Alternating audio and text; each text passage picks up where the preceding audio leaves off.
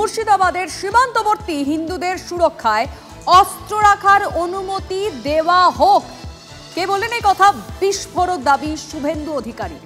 সীমান্তবর্তী এলাকা যেখানে 10 থেকে 15% হিন্দু সম্প্রদায়ের মানুষ, তাদের সুরক্ষায় বৈধ অস্ত্র রাখার অনুমতি দেওয়া হোক, দাবি বিরোধী দলনেতার।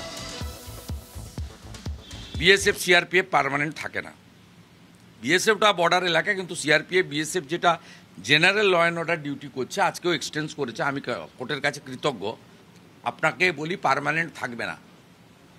বাংলাদেশ থেকে যে 50 কিলোমিটার বর্ডার এলাকা এবং যেখানে হিন্দু জনসংখ্যা অত্যন্ত কম, 20%-এর নিচে, তাদেরকে কাশ্মীরের পাকিস্তান সীমান্তবর্তী এলাকার মতো বৈধ লাইসেন্সযুক্ত আগ্নেয়াস্ত্র দেওয়া উচিত। আত্মরক্ষার অধিকার প্রত্যেকের আছে। কাশ্মীরের তো বর্ডারের বহু গ্রামে এই ব্যবস্থা আছে, স্পেশাল অ্যাক্টের আওতায় আছে। তো কাশ্মীরে যা আছে সেম মডেল যদি মুর্শিদাবাদ এলাকায় আপনারা না করতে পারেন, তাহলে 10-15% হিন্দু যেখানে আছে, হিন্দু থাকবে না। কথা বলতে চাইব, রিপোর্টার প্রদীপ্ত কান্তি ঘোষ রয়েছেন টেলিফোন লাইনে। প্রদীপ্ত, শুভেন্দু অধিকারী বলছেন হিন্দু সম্প্রদায়ের মানুষ, মানে এই যে 10 থেকে 15% যারা রয়েছেন, তাদের সুরক্ষায় বৈধ অস্ত্র রাখার অনুমতি দেওয়া হোক। তো বিস্ফোরক বক্তব্য তাঁর।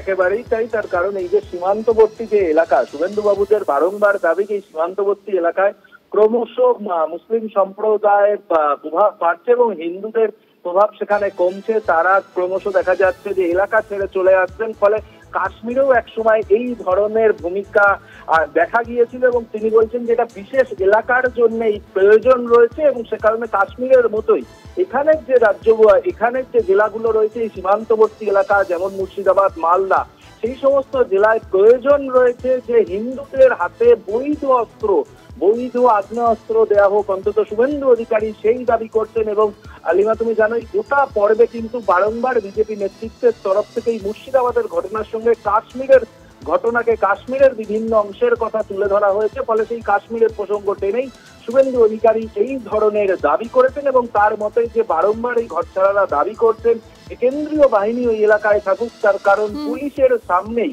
ওই এলাকার বিভিন্ন দুষ্কৃতীরা তারা তাণ্ডব চালায়। ফলে কেন্দ্রীয় বাহিনী রাখার প্রয়োজনের কথা ঘটছাড়ারা বললেও সারা বছর কেন্দ্রীয় বাহিনী রাখা যাবে না ওই সমস্ত এলাকা, এবং সেই কারণেই শুভেন্দু অধিকারী এই ধরনের দাবি করেছেন। অন্তত তেমনটাই তিনি জানাচ্ছেন। আচ্ছা প্রদীপ্ত, তোমায় আপাতত ধন্যবাদ, কিন্তু আমরা আমাদের দর্শকদেরকে আরো একবার শুভেন্দু অধিকারীর সেই বিস্ফোরক বক্তব্য শোনাতে চাইবো আরো একবার। বিএসএফ সিআরপিএফ পার্মানেন্ট থাকে না।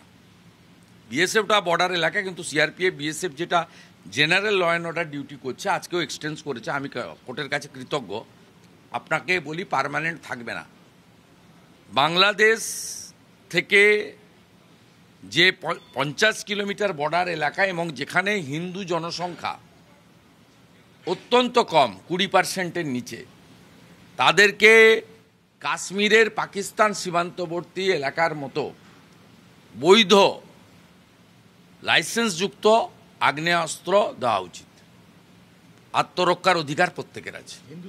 কাশ্মীরের তো বর্ডারের বহু গ্রামে এই ব্যবস্থা আছে, স্পেশাল অ্যাক্টের আওতায় আছে। তো কাশ্মীরে যা আছে সেম মডেল যদি মুর্শিদাবাদ এলাকায় আপনারা না করতে পারেন, তাহলে 10-15% হিন্দু যেখানে আছে, হিন্দু থাকবে না।